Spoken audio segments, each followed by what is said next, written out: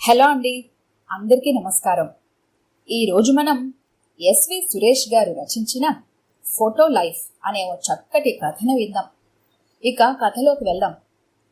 స్రవంతికి ఉద్వేగంగా ఉంది. 3 ఏళ్లుగా తాను కోరుకుంటున్న సందర్భం ఇప్పుడు వచ్చినందుకు. తాను శిరీష కుటుంబాన్ని కలుసుకోబోతోంది. 4 రోజులు వారితో గడపబోతోంది. దీనికోసమే ప్రత్యేకంగా చెన్నై నుంచి హైదరాబాద్కు బయలుదేరి వెళ్తోంది. దీనికోసం భర్త శరత్ను ఎంతో బ్రతిమాలి మరీ నచ్చ చెప్పుకోవాల్సి వచ్చింది. తాను తిరిగి వచ్చే వరకు ఆఫీస్కి సెలవు పెట్టి 2 పిల్లల బాధ్యతలను శరత్ను చూసుకోమని అప్పగించింది.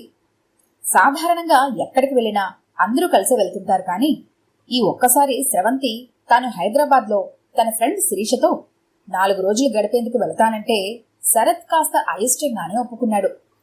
స్రవంతి శిరీష 10 ఏళ్ల క్రితం ఇంజనీరింగ్లో క్లాస్మేట్స్. బాగా క్లోజ్గా ఉండేవారు. క్యాంపస్ సెలక్షన్స్లో 2కి ఉద్యోగాలు వచ్చాయి. పెళ్లిళ్ళు అయ్యాయి. శరత్కు అప్పటికే చెన్నైలో ఉద్యోగం కావడంతో తాను కంపెనీలో రిక్వెస్ట్ పెట్టుకుని హైదరాబాద్ వదిలేసింది స్రవంతి.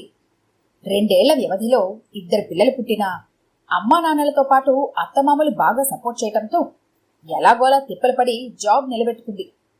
శిరీష మొదటిసారి తల్లైనప్పుడే ఉద్యోగం మానేసింది. తనకి మరో 2 ఏళ్లకు పాప పుట్టింది.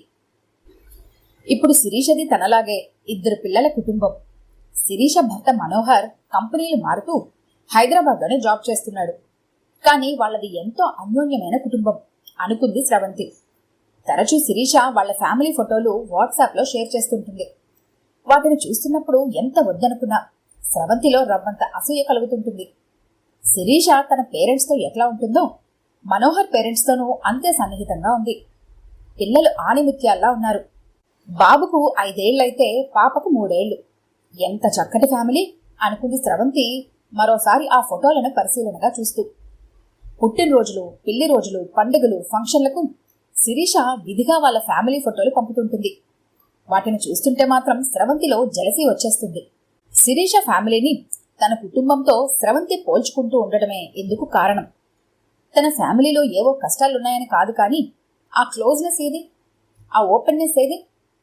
తనకు 2వ కాన్పు సమయంలో జాబ్కు రిజైన్ చేస్తానంది స్రవంతి. అందుకు శరత్తో పాటు అత్తమామలు ఒప్పుకోలేదు. తాను జాబ్ను, పిల్లల బాధ్యతలను సమర్థించుకోలేను అంటే సమ్మతించలేదు. పనుల్లో తాము సాయం చేస్తాము అన్నారు. ఉద్యోగం మానేయడం తెలివి తక్కువ పని అన్నారు. దాంతో స్రవంతి అలాగే నెట్టుకొస్తోంది. కానీ శిరీష జాబ్ మానేసి పిల్లల్ని చూసుకుంటూ ఎంతో హ్యాపీగా ఎంజాయ్ చేస్తోంది. ఆ విషయాన్ని శిరీష పంపే ఫోటోలు, తన ఫేస్బుక్ పోస్టింగ్స్, తను పెట్టుకునే డీపీలే చెబుతుంటాయి అనుకుంది స్రవంతి.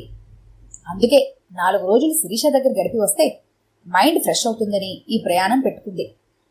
కాలింగ్ బెల్ మోగగానే తలుపు తీసిన శిరీష చేతిలో సూట్ కేసుతో నిలబడ్డ స్రవంతిని చూసి నివ్వెరపోయింది. వెంటనే తేరుకొని, రా స్రవంతి, చెప్పా పెట్టకుండా వచ్చేసావే అంది. శిరీష ముఖంలో భావాలు గుర్తించిన స్రవంతి మనస్సు చివుక్కుమంది. కానీ దాన్ని కనిపించనీయకుండా, ఎప్పటినుంచో చెబుతూ ఉన్నాను కదే, ఏదో ఒక రోజు ఫోన్ కూడా చేయకుండా వచ్చేస్తానని అంది ముఖాన నవ్వు పులుముకొని. లోపలికి వెళుతూనే కనిపించిన మనోహర్కి చెప్పింది శిరీష. నేను చెబుతుంటానే, నా ఫ్రెండ్ స్రవంతి చెన్నై నుంచి వచ్చింది, 4 రోజులుండి వెళదామని. విషయం విన్న మనోహర్ ముఖం ప్రసన్నంగా లేకపోవడాన్ని గమనించింది స్రవంతి. నైస్ అంటూ తన గదిలోకి వెళ్ళిపోయాడు. ఈలోపు శిరీష కొడుకు చైతు, కూతురు దివ్య వచ్చారు. తనను చూస్తూనే బెదురుగా పారిపోతుంటే స్రవంతి 2ని దగ్గరకు తీసుకోవాలని చూసింది, కానీ వాళ్ళు రాలేదు. స్రవంతికి తన పిల్లలు గుర్తొచ్చారు. కొత్త వాళ్ళు ఎవరొచ్చినా నమస్తే పెట్టి కలిసిపోతారు. ముందు వాళ్ళు ఇలాగే ఉన్నా నెమ్మదిగా తాను శరత్ అలవాటు చేశారు. స్రవంతికి కాఫీ ఇచ్చి పిల్లలకి పాలిచ్చేందుకు ప్రయత్నించింది శిరీష. కానీ చైతు తాగనని మొరాయించాడు. వాడికి ఒక్కటి తగిలించింది. దాంతో వాడు ఒక్కసారిగా ఏడుపు లంకించుకున్నాడు. స్రవంతి వారించబోయింది, కానీ నీకు తెలియదే, వీడు రోజు అంతే, 4 తగిలిస్తే కాని తాగడు అంది శిరీష. కొడుకు ఏడుపుకు బయటకు వచ్చిన మనోహర్, ఏమిటి పొద్దున్నే గోలా అని విసుక్కున్నాడు.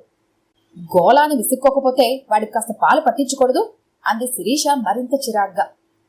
వీకెండ్లో 2 రోజులు ఎలాగూ నేనే పిల్లని చూస్తున్నాను, వర్కింగ్ డేస్లో కూడా చూడమంటే ఎలా? మనోహర్ కసురుకుంటూ అన్నాడు.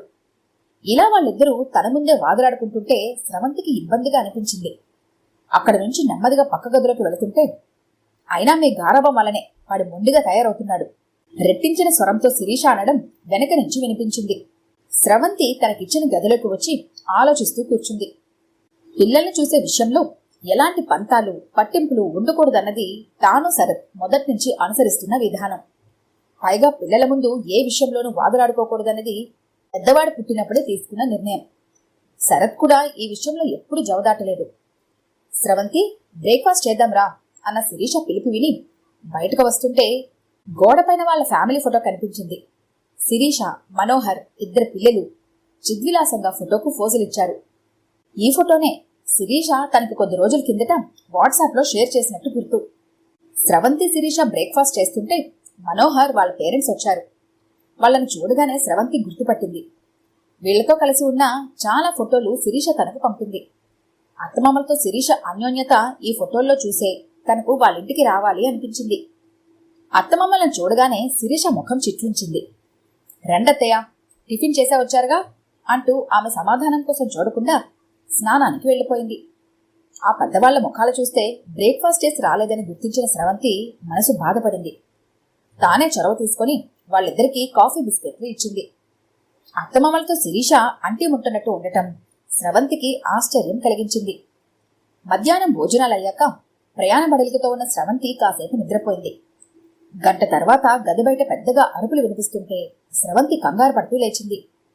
మీరు రావడం వల్ల నేనేమీ ఇబ్బంది పడటం లేదు, కానీ పిల్లల్ని గారాబం చేయొద్దంటున్నాను. మీరు వెళ్ళాక వాళ్ళని ఒక దారికి తీసుకురావడానికి తల ప్రాణం తోకకొస్తుంది, గట్టిగా రొప్పుతూ అంటోంది శిరీష.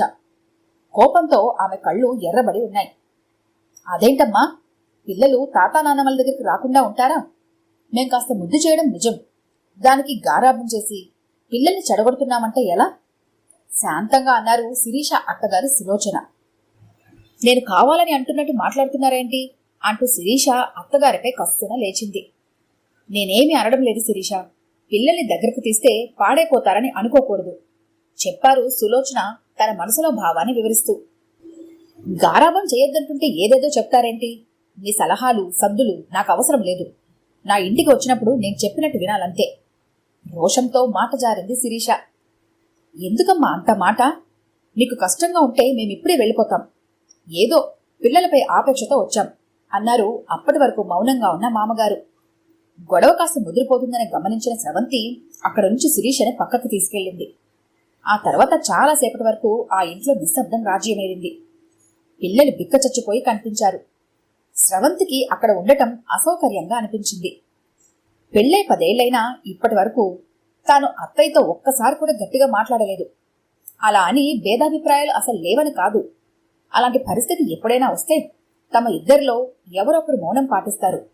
దాంతో కొద్దిసేపటికే మనస్పర్ధ సమసిపోతుంది. ఇక తన మామగారి ఎదుట కఠినంగా మాట్లాడని సందర్భం ఒకటీ లేదు. అసలు తమ ఇల్లు శరత్ వేసే జోకులతో ఎప్పుడూ సరదాగా ఉంటుందే తప్ప సీరియస్ గా ఉండదు. స్రవంతి ఒక్కసారి తన ఫోన్ తీసి శిరీష చాట్స్ లో వెతికి నెల కిందట పంపిన ఫోటోలు చూడసాగింది. శిరీష తన అత్తమామలతో కలిసి తీయించుకున్న ఫోటోలు 10 వరకు ఉన్నాయి. అన్నింటిలోనూ శిరీష తన అత్తగారి భుజంపైన చెయ్యి వేసో మెడ చుట్టూ చెయ్యి వేసో సన్నిహితంగా ఉంది. ఆ ఫోటోల ఆధారంగానే అయితే శిరీషకు ఉత్తమ కోడలుగా, బెస్ట్ మదర్గా అవార్డులు ఇవ్వచ్చు. కానీ నిజ జీవితంలో, నిత్య జీవితంలో ఏం జరుగుతుందో స్రవంతి కళ్ళారా చూసింది. శరత్ గాని తన అత్తమామలు గాని ఫోటోలకి ఎప్పుడూ ప్రాధాన్యం ఇచ్చేవారు కాదు. ఏ పండగలప్పుడో తాను అడిగితే ఒప్పుకున్నా ఒక్క కండిషన్ స్రవంతి, ఈ ఫోటోలు మన మధ్యనే ఉండాలి, సోషల్ మీడియాలో వాడకు అని శరత్ సున్నితంగా హెచ్చరించేవాడు. స్రవంతిలో అప్పటి వరకు ఉన్న భ్రమలు తొలగిపోయాయి.